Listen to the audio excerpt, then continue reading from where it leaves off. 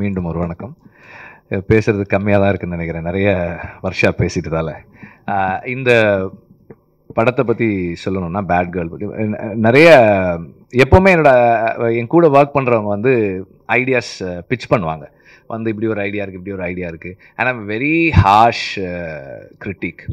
And sometimes also இது கதை நல்லா இருக்குது, பட் இது படமாகாது. சம்டைம்ஸ் ஆல்சோ ஒர்க் ஆகலை. And to come and tell me an idea, அவங்களுக்கு அவ்வளோ கரேஜ் தேவைப்படும். அது மீறி வந்து சொல்லுவாங்க. சொன்னால் நான் நல்லா இல்லைன்னு சொல்லுவேன். மோஸ்ட் ஆஃப் த டைம்ஸ் அப்படி தான் சொல்லுவேன். அண்டு எடுத்த உடனே சொல்லனாலும் கொஞ்சம் நாள் கழித்து சொல்லிடுவேன். அது மாதிரி தான் இருக்கும் எப்போவுமே.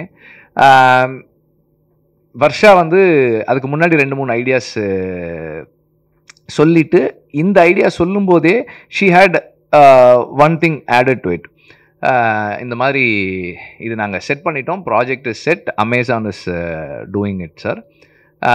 ஒரு ப்ரொடக்ஷன் ஹவுஸ் தான் கேட்குறாங்க அப்படின்னு தான் வந்தது. ஸோ இந்த படத்துக்குள்ளே வந்து கடைசியாக வந்தது நான் தான்.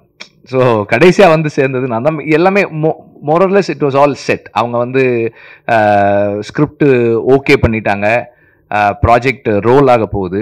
அப்போது ஒரு ப்ரொடக்ஷன் ஹவுஸ் வேணும் அப்படின்னும் போது தான் கிராஸ் ரூட் வந்து ஆல்ரெடி கதை எனக்கு தெரியும். ஆனால் இந்த ப்ரொடக்ஷனுக்குள்ளே நான் வர்றது அப்படின்றது கடைசியாக தான் நாங்கள் வந்தோம். இப்போ எல்லாமே செட் பண்ணியாச்சு. ஒரு ப்ரொடக்ஷன் ஹவுஸ் வேணும் அப்படின்னும் போது ஐ ரெடிலி செட் ஓகே, கிராஸ் ரூட்டே அந்த ப்ரொடக்ஷன் ஹவுஸாக இருக்கட்டும். அதுக்கப்புறமா வந்து சில காரணங்களால் Amazon did not take it forward. அவங்க அந்த நேரத்தில் நிறைய சேஞ்சஸ் பண்ணதால் அது எடுத்துகிட்டு போகலை. தென் அனுராக் வந்து அப்போது இங்கே சென்னைக்கு வந்திருந்தார்.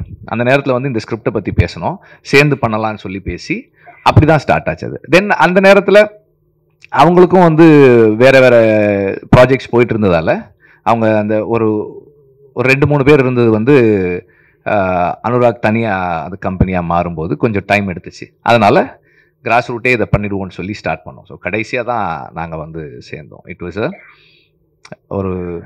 ஒரு ப்ராஜெக்டாக அசம்பிள் ஆன ஒரு ஃபிலிம் தான். எனக்கு வந்து இதில் ரோல் அப்படின்னா க்ரியேட்டிவாக கான்ட்ரிபியூட் பண்ணுறதுக்கு ரொம்ப கம்மியானதாக இருந்தது. Because she had everything set. Suggestions தான் நம்ம கொடுக்க வேண்டியதாக இருந்தது. இந்த ஆர்டிஸ்ட் போகலாமா, அந்த ஆர்டிஸ்ட் போகலாமா. அண்ட் இனிஷியலாக வந்து 2-3 ஆர்டிஸ்ட் இருக்கும்போது எனக்கு கொஞ்சம் டவுட்ஸ் இருந்தது.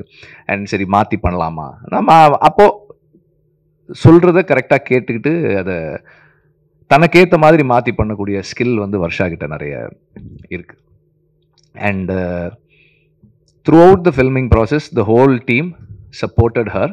அவங்க டீம் வந்து வர்ஷாக்கு அவ்வளோ டவுட்டுன்னு தெரியல, அந்த டீம் வந்து கொஞ்சம் கூட டவுட்டே இல்லாமல் வர்ஷா ஒரு the best director of the கண்ட்ரின்ற மாதிரி தான் அந்த டீம் ஃபுல்லாகவே ஒர்க் பண்ணாங்க. They all had so much of commitment. And all my boys also, other boys also, எல்லாருக்குமே வந்து இந்த